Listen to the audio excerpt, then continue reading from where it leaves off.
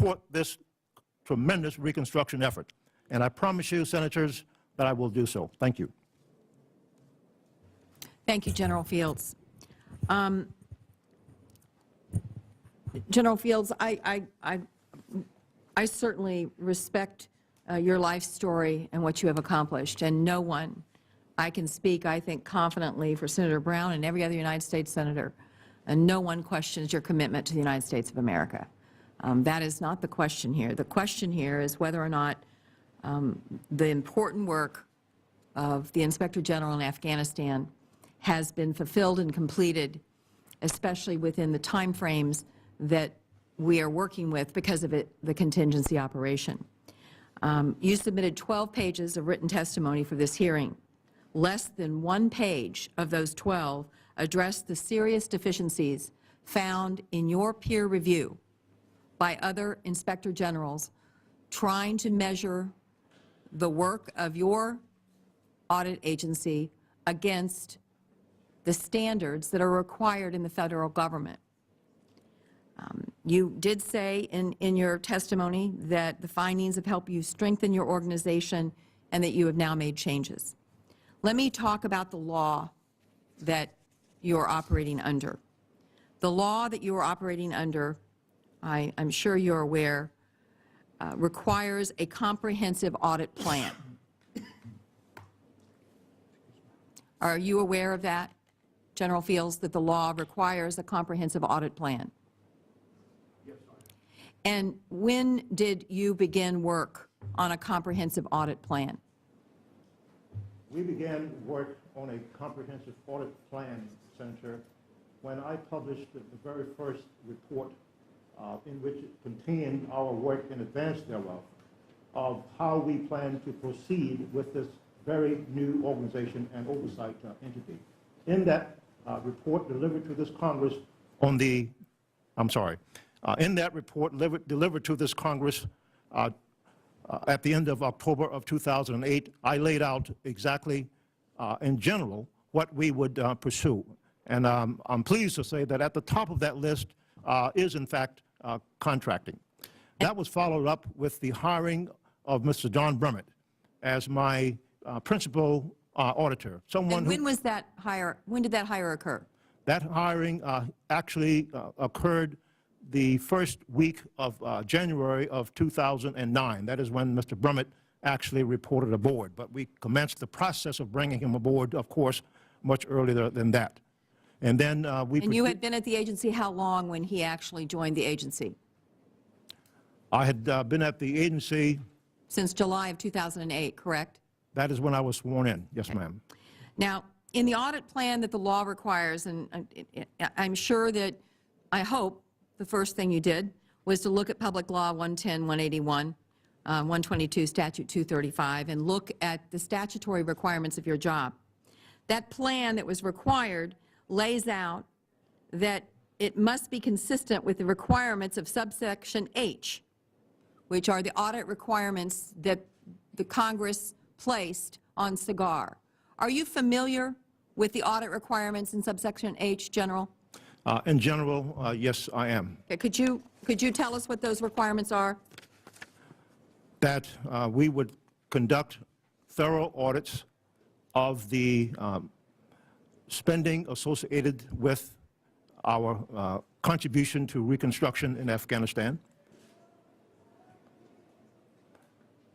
I'm not trying to play gotcha here, General, but there are 7 requirements in Section H, and I'm going to lay them out for the record. And after I do each one, I would like you to tell me if that has been completed, and if so, when. Yes, ma'am. The first one is, these are the things at a minimum you're required to examine as Special Inspector General. The first one is the manner in which contract requirements were developed and contracts or task and delivery orders were awarded. Has that been done by SIGAR?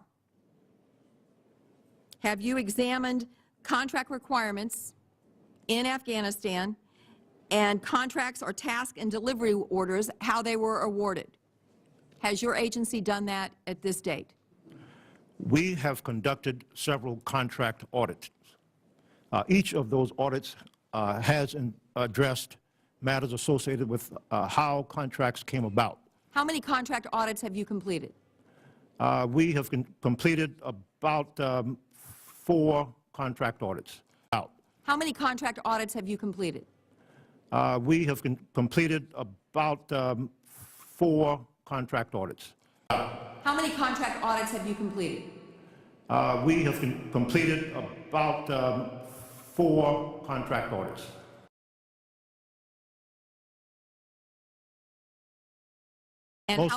And how long? You've done 4 contract audits, but isn't it true that all of those have occurred essentially in the last 12 months? That is correct. Number 2, the manner in which the federal agency exercised control over the performance of contractors. Have you done that audit work? We have examined in each of our audits the extent to which controls have been in place to guard against waste, fraud, and abuse of the American taxpayer's dollar. In so doing, yes, ma'am, we have looked at those matters as they relate to contracts, specifically in those areas in which we have conducted focused contract audits of specific initiatives for which funding is being available. All right. So the first requirement dealt with contract requirements and task and delivery orders. The second requirement, the matter of control over contractors of the federal government. Number 3, the extent to which operational field commanders were able to coordinate or direct the performance of contractors in the area of combat operations.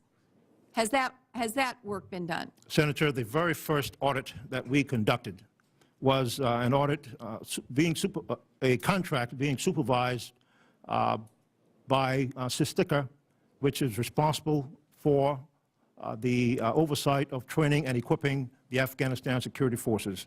That contract is worth $404 million to the American taxpayer. And how many audits have you done that address the oversight of contractors by field commanders? 40%, Senator, of our audits have either been direct audit or focused contract audits or contract-related audits. I thought you said you'd done 4 audits on contracts. I said 4 audits because I was referencing 4 focused contract audits, which were of multi-million-dollar infrastructure initiatives specifically associated with the stand-up of the Afghanistan security forces. But I am also saying that we have looked at contracts from this not so much focused contract in that it did not necessarily address a specific infrastructure initiative, but those audits addressed contracts in general that relate to the stand-up of the Afghanistan security forces and other initiatives in Afghanistan. Number 4, the degree to which contractor employees were properly screened, selected, trained, and equipped for the functions to be performed. Is there a report that you could point me to where I could get reassurance that we're doing adequate selection, training, equipping, and screening of contract personnel in Afghanistan?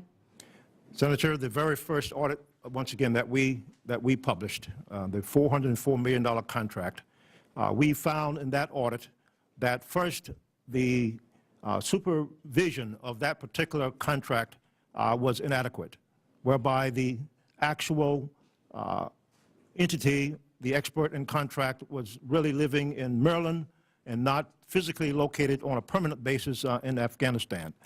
Senator, the very first audit, once again, that we published, the $404 million contract, we found in that audit that first the supervision of that particular contract was inadequate, whereby the actual entity, the expert in contract, was really living in Maryland and not physically located on a permanent basis in Afghanistan.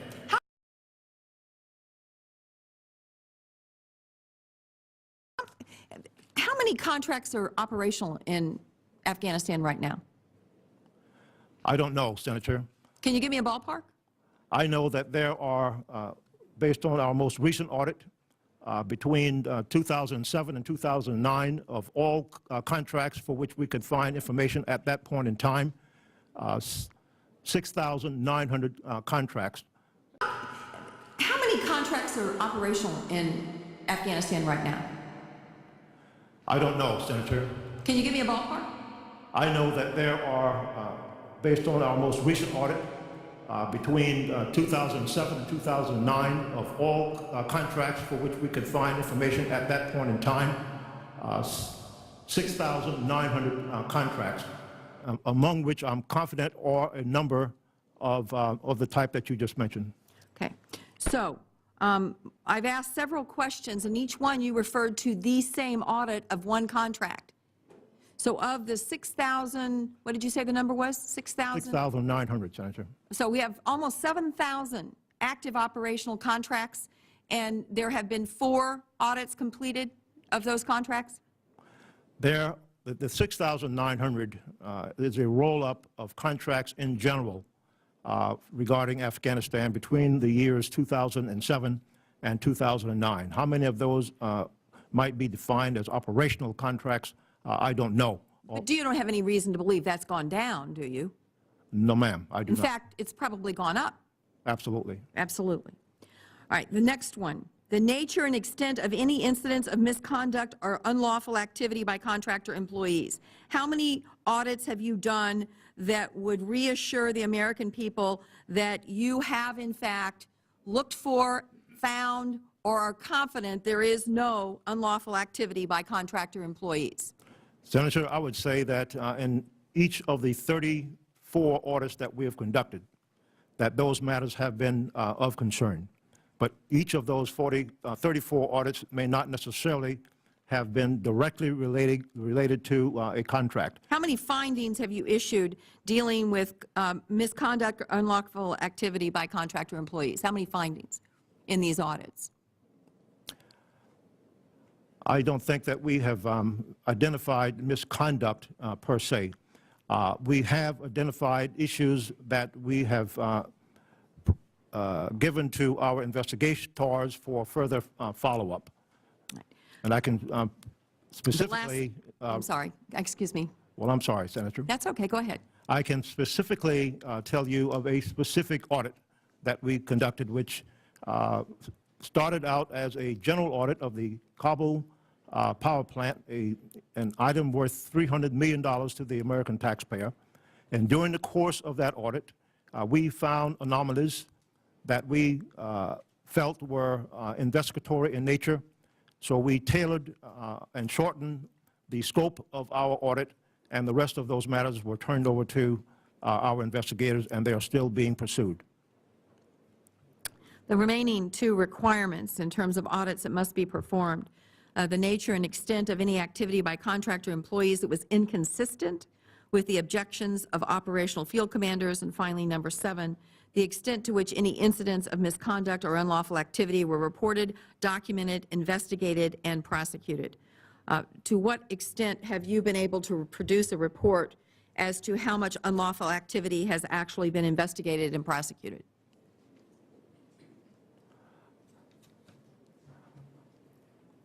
I don't have an answer for that question at this time, but I will... Finally, number 7, the extent to which any incidents of misconduct or unlawful activity were reported, documented, investigated, and prosecuted. To what extent have you been able to produce a report as to how much unlawful activity has actually been investigated and prosecuted?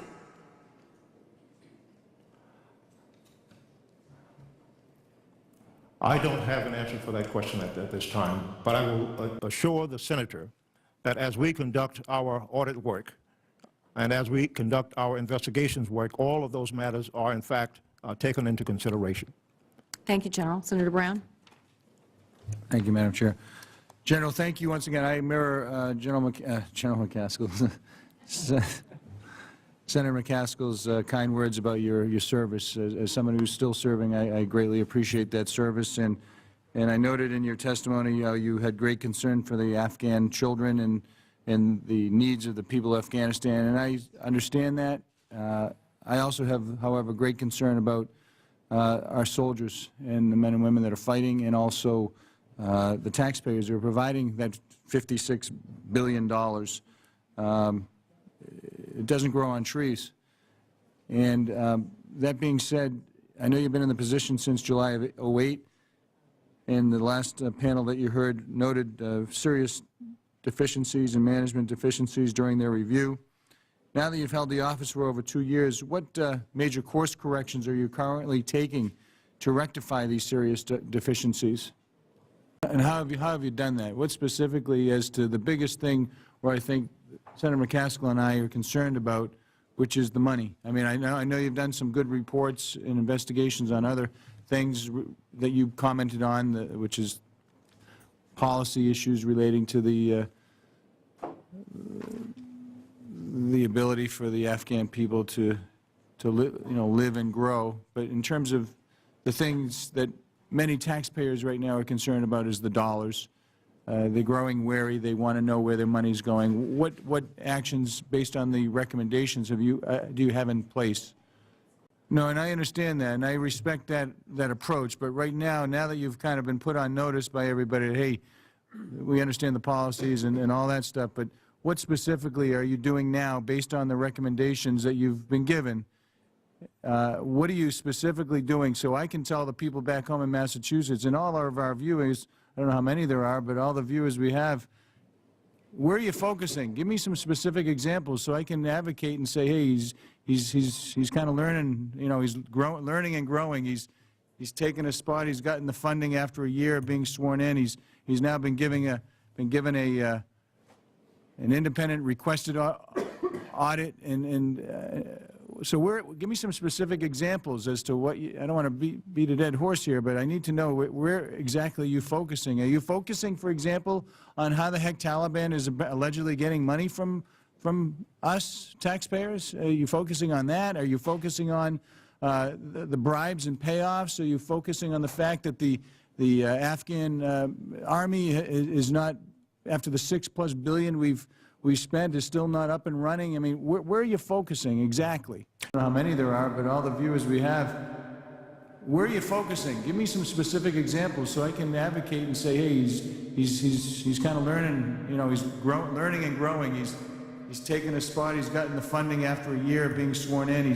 He's now been given an independent requested audit, so give me some specific examples as to what I don't want to beat a dead horse here, but I need to know where exactly are you focusing. Are you focusing, for example, on how the heck Taliban is allegedly getting money from us taxpayers? Are you focusing on that? Are you focusing on the bribes and payoffs? Are you focusing on the fact that the Afghan army is not, after the $6+ billion we've spent, is still not up and running? I mean, where are you focusing exactly? Sir, we are focusing on several broad areas, but at the top of that list happens to be contracting. And what specifically in contracting? What area are you doing? You're looking at bridges, roads, power. What are you doing specifically? I know but at the top of that list happens to be contracting. And what specifically in contracting? What area are you doing? You're looking at bridges, roads, power. What are you doing specifically? I know contracting is so big. We heard you have 7,000 contracts or more. Yes, sir. I know you're getting $46 million to complete your mission. That's a lot of money. And I noted here on the chart that Senator Coburn referenced, you basically identified in terms of fraud, waste, and abuse of about $8 million. So 46, you've been given $8 million in a time frame. Can you tell me and us why there hasn't been more of a kind of a collection on that fraud, waste, and abuse up to this point? General Fields, in your testimony to me a few minutes ago, you referred to the C-Sticky audit. The C-Sticky? The audit, the first audit you did? Yes, ma'am. Is that correct? That was the first audit you did? That is correct. And of that, do you recall how long that audit was? How many pages? I don't recall how many pages, but I'm pretty sure it wasn't a very large audit, Senator. Does 12 pages sound right? And Of that, do you recall how long that audit was? How many pages? I don't recall how many pages, but I'm pretty sure it wasn't a very large audit, Senator. Does 12 pages sound right? That may be about right, the summary of that audit, yes, ma'am. Yeah. And how many pages in that audit actually contained the audit work? I would have to review that audit because it's Would 4 pages sound correct? maybe, Senator. Okay. And the other audit you referred to in the previous testimony was the audit on the Kabul power plant? That is correct. And hadn't a very similar audit been done by USAID exactly 1 year prior to the time that you did that audit? That is correct. And let's talk about the funding of your agency. USAID did a very similar audit to the one that you did 1 year prior on the Kabul power plant. Do you know what the funding for USAID has been in terms of their Inspector General work in Afghanistan over the last, I don't know, how many, 5, 6 years? Do you know what their total funding has been? Funding for USAID in terms of its operations in Afghanistan, I do not know. $10 million. And do you see, I don't know, how many, 5, 6 years? Do you know what their total funding has been? Funding for USAID in terms of its operations in Afghanistan, I do not know. $10 million. And do you see what they've recovered for a $10 million taxpayer investment? $149 million. And you have received $46 million?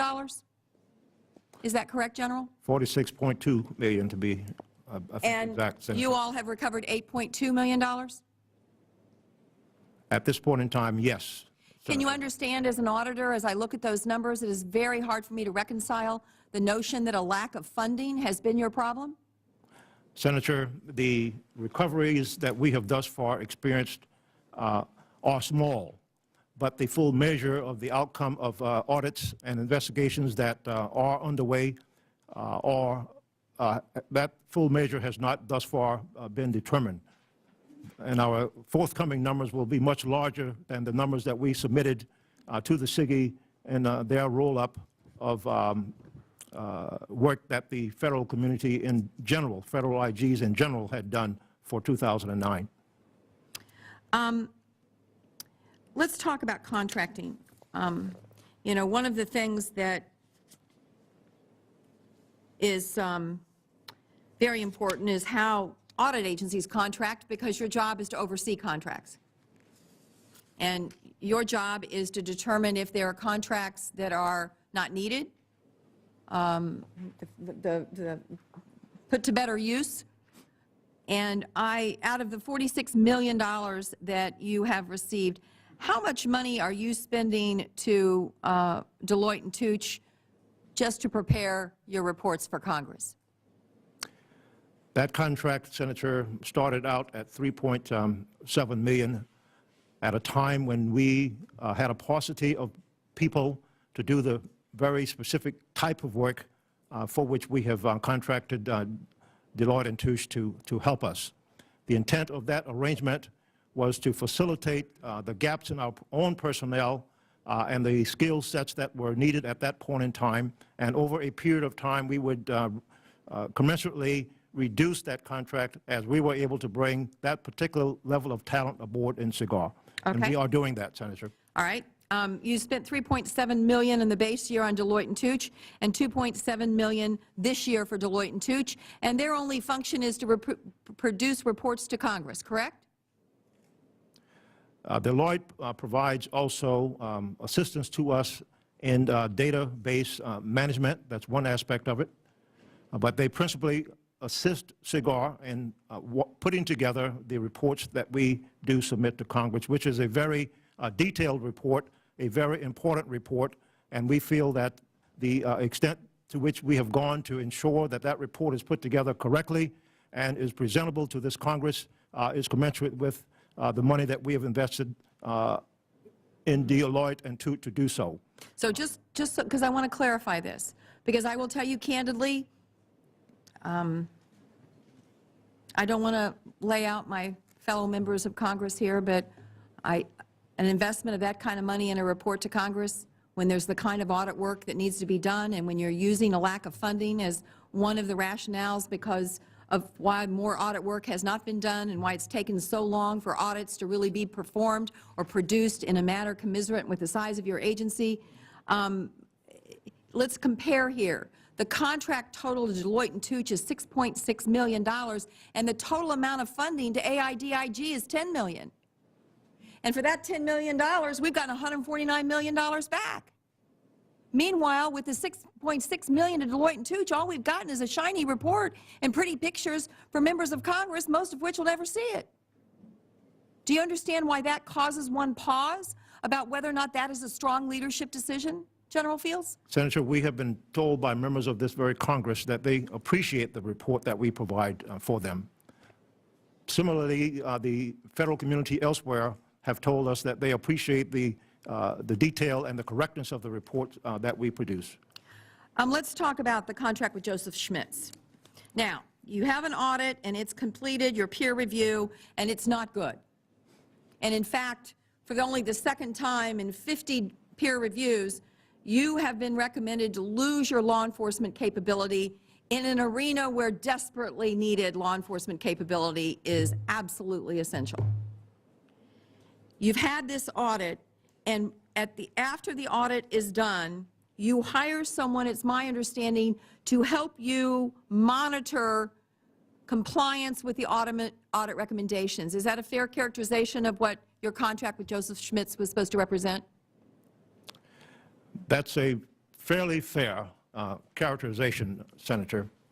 But we hired this independent monitor commensurate with a plan of action and milestones that I put in place in response to the results of the SIGI in order to move SIGAR quickly along to putting in place the corrective action that had been identified for us.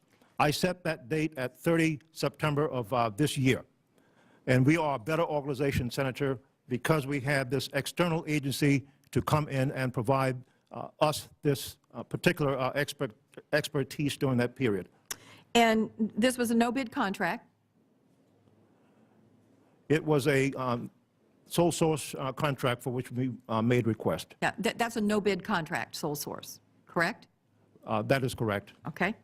And what you said is you needed the immediate establishment of an independent monitor to independently validate and verify agency actions and compliance in response to issues contained in the SIGI letter of July 15, 2010 to the Attorney General of the United States. Is that correct?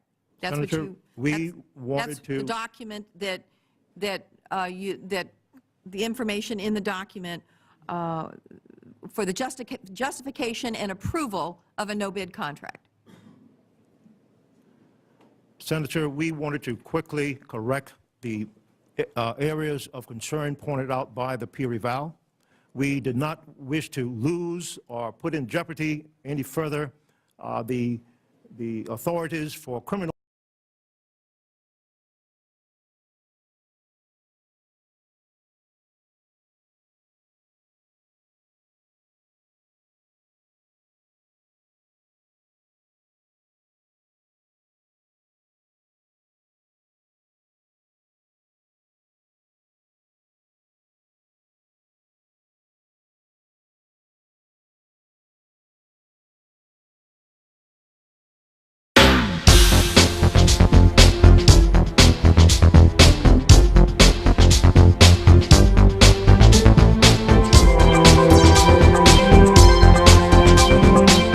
Access Vision. Your voice, your community.